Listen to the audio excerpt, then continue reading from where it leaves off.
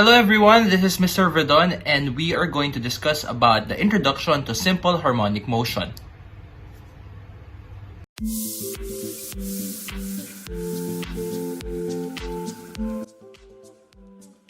Hello guys, so for today we're going to discuss about topic 4 of IB physics, which is waves. 4.1 includes oscillations. In this understandings, we will discuss about simple harmonic oscillations, time period, frequency, amplitude, displacement, and phase difference, conditions for simple harmonic motions. Graphs describing simple harmonic motion should include displacement time, velocity time, acceleration time, and acceleration displacement. Students are expected to understand the significance of the negative sign in the relationship, which is acceleration is directly proportional to the negative of displacement. In the data booklet reference for topic 4.1, we have t is equal to 1 over f, which indicates that period, which is t, is inversely proportional to the frequency. Let's get started. So for oscillations, we know that oscillations are vibrations which repeat themselves. It can go back and forth, increase or decrease, up and down.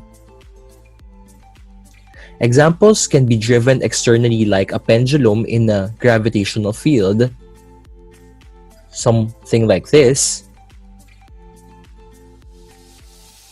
or oscillations can be driven internally like a mass on a spring, something like this.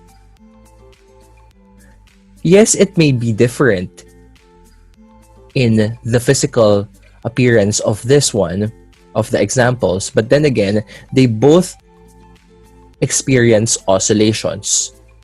In all oscillations, v is equal to 0, or the speed or the velocity is 0 at the extremes.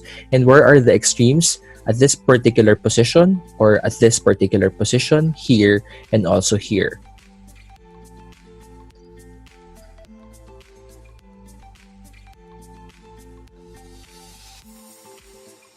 Just like what I've mentioned, this is where v is equal to 0, or the speed is equal to 0.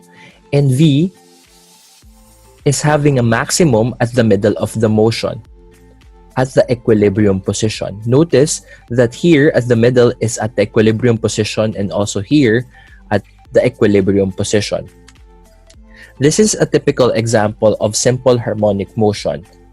For example, we have the mass spring system on a frictionless surface, something like this.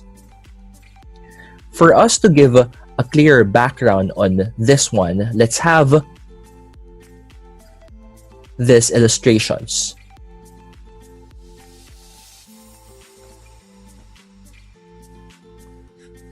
So here I will be using the pen, and I hope that it is really working so well.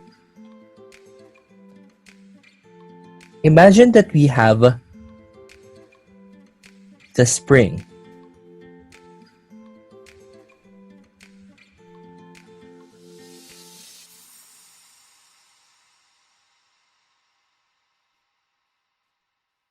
And this is the mass.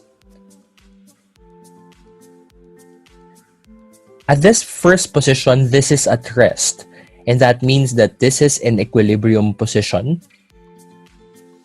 Notice that if I apply a force and take it to the right, what happens is the spring will be stretched.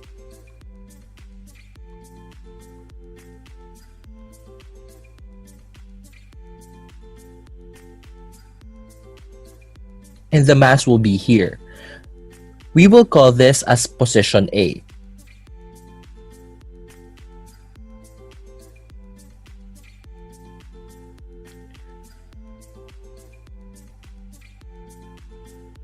Here, after that, we know that if we let this go, the mass will go to the left side. and will go to the equilibrium position. We call this as position B.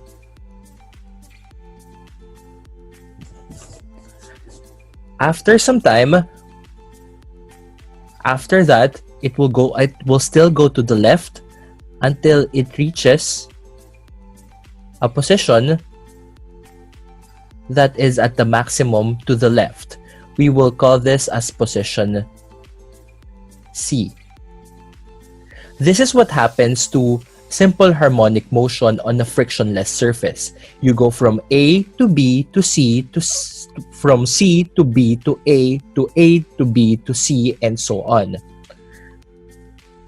So, for us to have a clearer background here, let's have two more illustrations. We just call this position D, and this one as position E. Notice that it still went back to the original position where I put it at position A. So this is position E.